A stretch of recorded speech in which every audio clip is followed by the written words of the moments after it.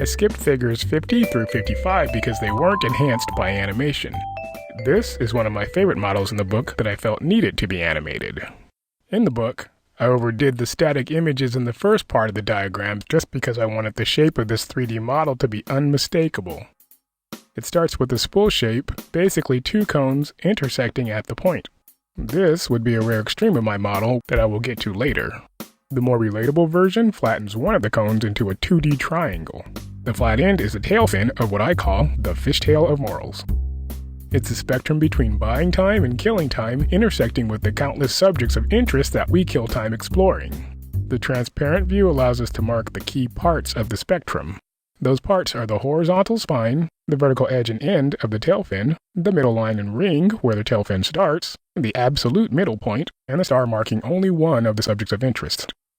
That's all there is to figure 56A. I need to add some color to model the subjects of interest. In figure 56B, this colored disc, slice, represents the extreme of every imaginable subject of interest. There's an infinite number of places I can pinpoint the star, each representing a different subject of interest. But it's not just about the extremes, it's also about the degrees of balancing between the extremes. It's about the key points and direction of movement around the model. Let's unpack all of these markers. Quantity of life is at the tip of the spine.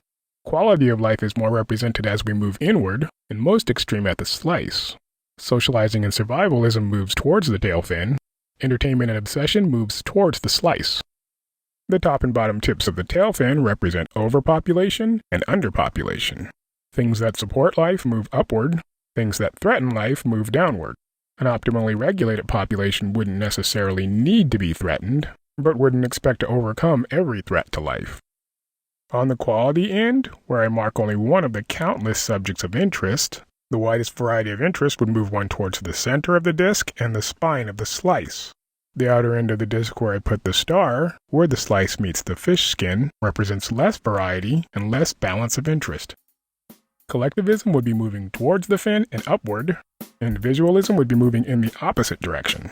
Militarism would drive a population towards the fin and downward.